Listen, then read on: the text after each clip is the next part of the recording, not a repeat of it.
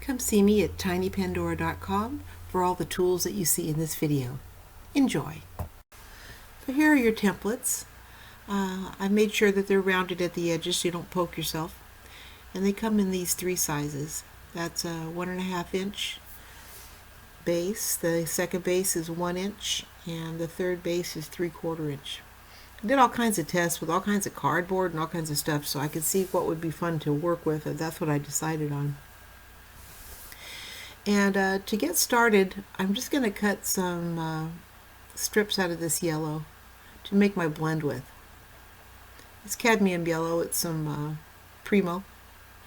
The blade I'm using here is just a conventional blade, but I ordered some long, rigid blades for you to use. Because I found with this technique, if I just laid the blade next to the template and pressed down all in one shot, it was really neat and clean and easy. I didn't get any waver out of the blade like I do with the others. Anyway, the blades are in my store. They come with the kit. And I laid this one out this way because I wanted to make sure that I had enough yellow in between the alizarin crimson and the peacock. These are all Sculpey Primo clays. All of them are this time. You can use any kind. Anyway, I wanted to make sure I had enough yellow to divide the red from the blue, because obviously if you mix alizarin crimson with peacock, you get kind of a muddy, cruddy color there. So when you're laying out your blend, think about what's going to squeeze together.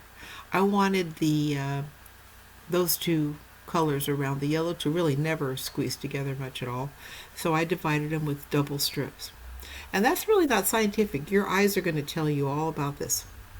So you see when I lift this up off the work surface, I also have to struggle with that short little blade, so I think you're going to like your big blade that you get in the kit.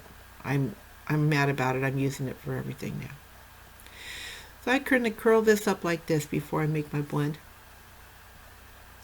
and put it through the machine and to see what prettiness I can get out of it. And I love it. It's awesome. Got a little bit of green from that yellow. My red and my green and my blue aren't touching, so I'm happy with that. I'm going to roll it up into thirds and make myself a strip to start working with. So you remember that you're gauging your bead size by the thickness of your strip that comes out of your clay machine. I think I ended up with about probably about a number 2 after I got finished fooling around with it. It looks like this. Now you don't want to roll that whole thing up unless you want a really big bead. But you want to try to include as many of the colors that you want in each section. So I'm going to cut that and make it the size that I want. And I've already got my big blend made, to do that with. So it's really easy. So I've taken my 2 halves. I put them through the clay machine one more time. That's probably about a number 2 again. Could be a 3. And now I've got the length I want, and I've got them lined up on my grid there, see, so that I know what length each one's going to be, because it's the same place on the triangular template, and it's the same place on the work surface. So I've already got a lot of uniformity established here without having to, to fiddle so much with everything. So I brought the camera in to show you that I kind of like to bevel the edges off of some of them. So you can leave it to be kind of a firm break point, or you can bevel it like that and kind of smooth it down. You get a different look with those 2 techniques, and so you want to try them and see what you like. But I'm really happy with the flow of those colors. And I'm going to take my extra clay from the edges. You never want to throw that out because it makes these beautiful little coils. And you can wrap them together, or you can wrap them kind of loosely like I did this time with a space in between. And they're very strong and they don't break, and you can spring them back and forth, and you're going to have fun with that. So here are the silk screens. So I'm taking some of that material like something I just made and putting some gold over it. I'm going to put that silk screen right into my little dish of water that's off camera. These are Rhonda Jones silk screens. Aren't they beautiful? She made them for Tiny Pandora. And thank you, Rhonda. They're just exquisite. They're the best screens I've ever used.